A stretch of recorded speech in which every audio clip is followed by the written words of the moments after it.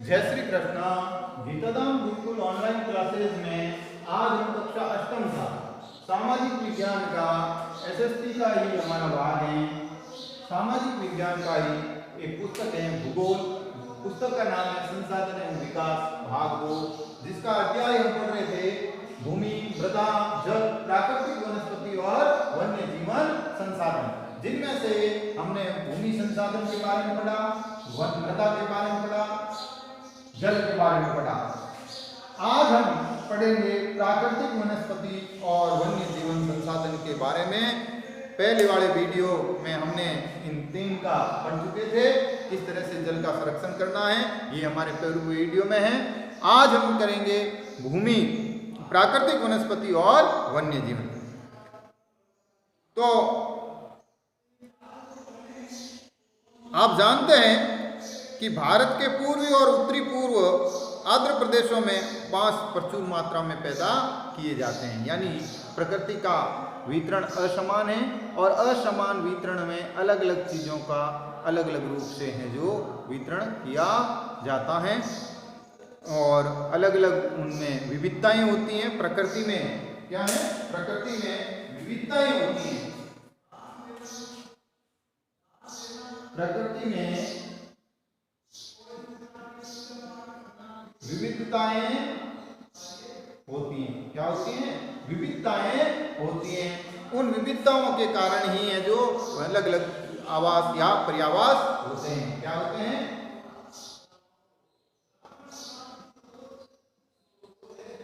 पर्यावास भी होते हैं। प्राकृतिक वनस्पति और वन्य जीवन केवल स्थल मंडल, जल मंडल और वायु मंडल के बीच एक जुड़े हुए संकरे क्षेत्र में ही पाए जाते हैं। तीन तरह के मंडल हैं: वायुमंडल, स्थल मंडल और जल मंडल। वायुमंडल, स्थल मंडल और जल मंडल। जल मंडल। अब उनमें एक क्षेत्र ऐसा है जहां पर ये तीनों चीजें हैं, जहां पर ये तीनों चीजें हैं इन संकरे क्षेत्र में, यानी जहां पर तीनों हैं वहां पर ये तीनों चीजें तीनों मिलते हैं। वहां वन और वनस्पति, वन और वन्य जीव मिलते हैं। क्या मिलते हैं? वन और वन्य जीव मिलते हैं, जिसे हम जैव मंडल कहते हैं। क्या कहते हैं? इस क्षेत्र को हम जैव मंडल कहते हैं। क्या कहते हैं? जैव मंडल कहते हैं। जैव मंडल में सभी जीवित जातियां जीवित रहने के लिए एक दूसरे पर परस्पर निर्भर रहती हैं और ये जीवित रहने के लिए एक दूसरे पर निर्भर है। क्या है? जीवित रहने पर जीवित रहने के लिए एक दूसरे पर क्या? एक दूसरे पर निर्भर है। क्या है? निर्भर रहते हैं। क्या रहते हैं? निर्भर रहते हैं। एक दूसरे पर निर्भर रहते हैं, जिसे हम पारितंत्र कहते हैं। क्या कहते हैं? और ये एक दूसरे पर जो निर्भरता कहलाती है ये पारितंत्र कहलाता है। क्या है? पारितंत्र कहलाता है। क्या कहलाता है? पारितंत्र कहलाता है। वनस्पति और वन्य जीव बहुमूल्य संसाधन होते हैं और ये जो हमारे लिए एक निधि है। क्या है? वन और वन्य जीव हमारे लिए क्या है? निधि है। क्या है? निधि, बहुमूल्य संसाधन। क्या है? बहुमूल्य संसाधन है। क्या है? संसाधन है, बहुमूल्य संसाधन है। पौधे हमें इमारती लकड़ी देते हैं। पेड़ पौधों से हमें मकान बनाने के लिए, इमारतें बनाने के लिए लकड़ियां मिलती हैं। जलावन के लिए ईंधन मिलता है। प्राणियों को आश्रय भी देते हैं, ऑक्सीजन मिलती है जिसमें हम सांस लेते हैं। फसलों को उगाने के लिए आवश्यक मृदा के रूप में भी पेड़ पौधे कार्य करते हैं। भूमिगत जल संग्रह के में सहायता करते हैं। हमें फल, लैक्टेस, तारपीन का तेल, गोंद, औषधीय पौधे और कागज प्रदान करते हैं। अध्ययन के लिए अत्यधिक आवश्यक हैं। पौधों के असंख्य उपयोग हैं, इसमें आप कई चीजें जोड़ भी सकते हो। अब हमें वन्य जीवन के लिए अंतर्गत जीव जंतु, पक्षी, कीट एवं जलीय जीव के रूप में आते हैं। अब हमें पहले ये है कि जो वन है वन से हमें क्या क्या मिलता है, क्या है वनों से हमें क्या क्या मिलता है। तो वनों से हमें इमारती लकड़ी, ईंधन,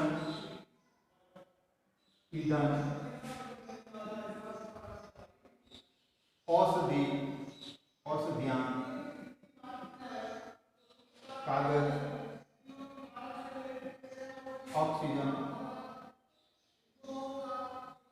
उसी के साथ और भी कई हैं जैसे रबर,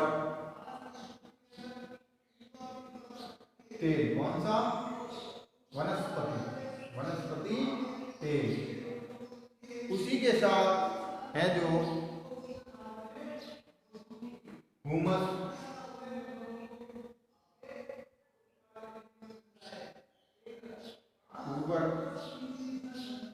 और अनेक चीजें हमें वनों से मिलती हैं।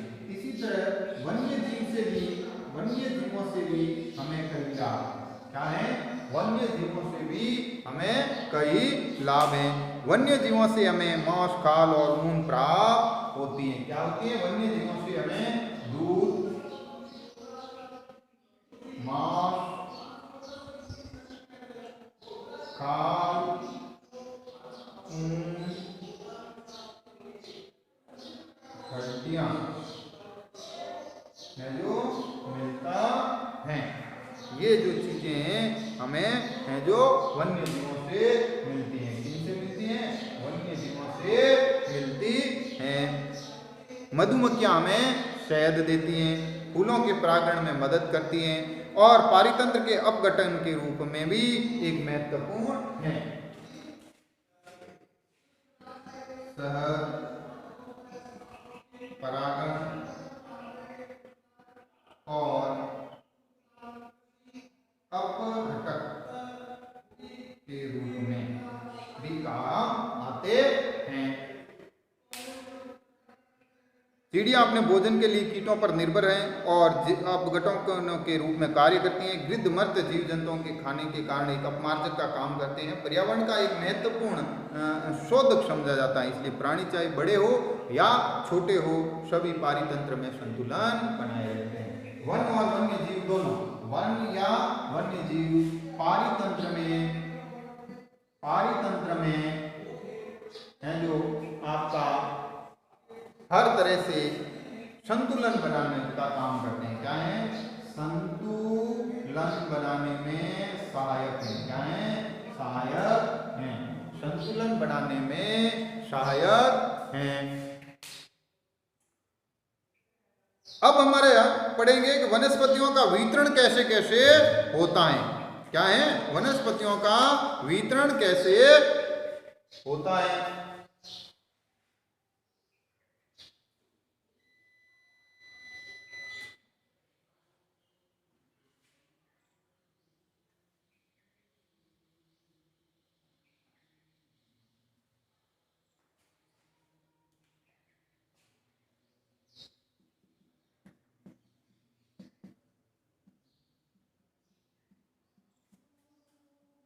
वनस्पतियों का वितरण। वनस्पति की वृद्धि मुख्य रूप से तापमान और आर्द्रता पर निर्भर है और इनकी जो वृद्धि है, क्या है?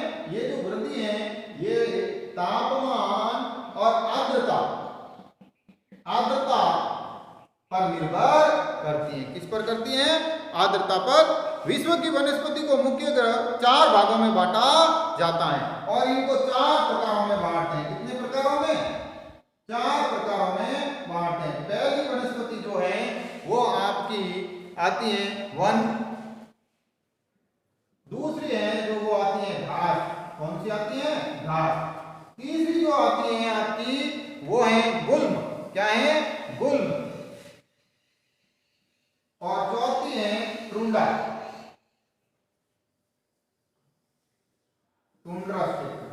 या ये 4 प्रकार की वनस्पतियां हमारे पर्यावरण में पाई जाती हैं।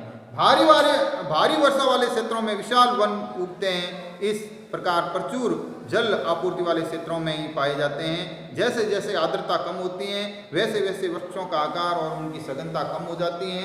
सामान्य वर्षा वाले क्षेत्रों में आकार के वृक्ष और घास उगती हैं। विश्व में घास स्थलों का निर्माण होता है और कम वर्षा और शुष्क क्षेत्रों वाले में कंटीली झाड़ियाँ और गुल्म उगते हैं। अब अलग अलग है, ये अधिक वर्षा वाले, कम वर्षा वाले, न्यून या शुष्क वर्षा क्षेत्र में उगते हैं।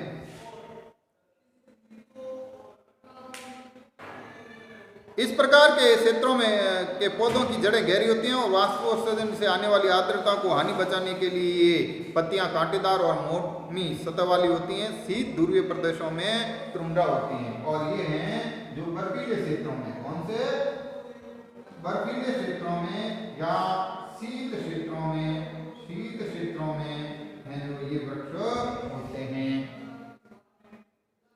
पिछली 2 शताब्दियों में विश्व में जितने लोग थे उस समय उससे कहीं अधिक लोग अब वर्तमान में हैं और उनकी जनसंख्या, जो मानव की जनसंख्या बढ़ रही है, उसके पोषण के लिए वन और वन्य जीवों का ह्रास हो रहा है। बढ़ती जनसंख्या के कारण, इसके लिए बढ़ती जनसंख्या के कारण वन और वन्य जीवों का ह्रास हुआ है। क्या हुआ है? ह्रास हुआ है।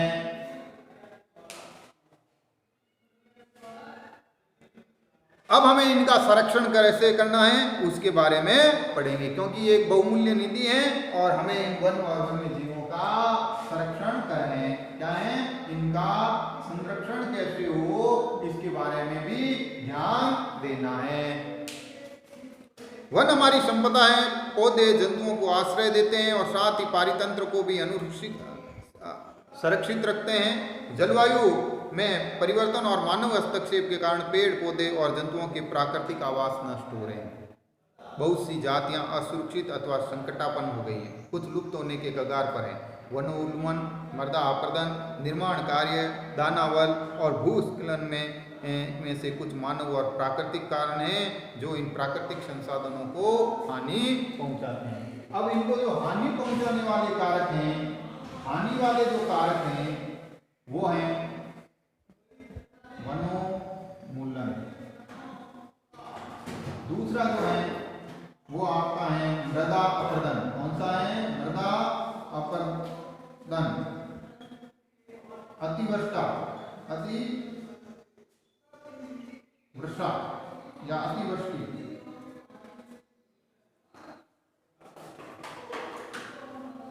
और भी कुछ ऐसे कारक हैं। निर्माण कार्य हैं, दानावल हैं, निर्माण कार्य, दानावल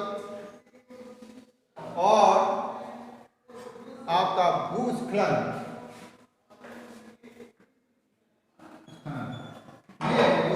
इनको हानि पहुंचाने वाले कारक हैं।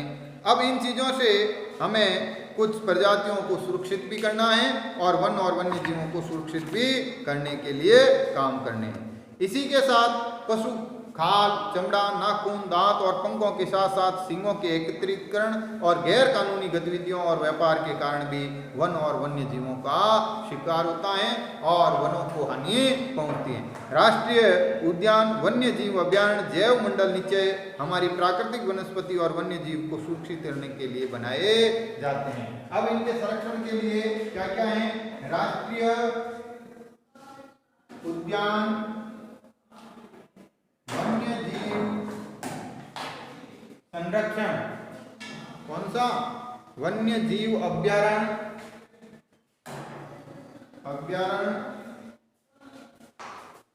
वन्य निश्चय, जैव मंडल निश्चय, जैव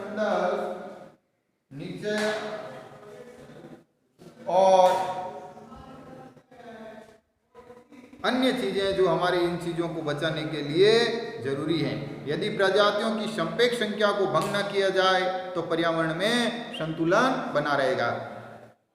विश्व के अनेक भागों में मनुष्य ने अपने क्रियाकलापों से अनेक जातियों और प्राणियों के आवासों में उथल पुथल कर दिए हैं। अनेक पक्षी और जीव जंतुओं के अंधाधुंध शिकार के कारण या तो वे विलुप्त हो गए हैं या विलुप्त होने के कगार पर हैं। प्रादेशिक और सामुदायिक स्तर पर जागरूकता कार्यक्रम जैसे वाल्मीकि वन महोत्सव को प्रोत्साहन देना चाहिए। अब है जो वाल्मीकि वन महोत्सव को प्रोत्साहन देना चाहिए। इसी के साथ और भी कई काम करने चाहिए। बहुत से देश पक्षियों और पशुओं को मारने और उसके व्यापार के विरुद्ध हैं। भारत में शेर, चीता, हिरण और भारतीय सारंग और मोर को मारना वे और कानून बनाने चाहिए। क्या बनाने चाहिए? कानूनों द्वारा संरक्षण भी दे सकते हैं। कानूनों द्वारा संरक्षण भी दे सकते हैं। इसी के लिए हमारे कई और भी चीज़ें हैं जो एक अंतर्राष्ट्रीय परिपाटी है CITES, the convention on international trade and interaction species of wild fauna and flora की स्थापना की गई है, जिसमें प्राणियों और पक्षियों की अनेक जातियों की सूची तैयार की गई है और इसमें व्यापार और उनके हैं जो प्राणियों के शिकार पर प्रतिबंध लगाया गया है। हमें प्रत्येक नागरिक का कर्तव्य होना चाहिए कि हमें वन और वन्य जीवों की रक्षा करनी चाहिए। तो आज हम इस अध्याय में इतना ही पढ़ेंगे। इस अध्याय की जो पारिभाषिक शब्द हैं उसके लिए हम कल अध्ययन करेंगे। धन्यवाद।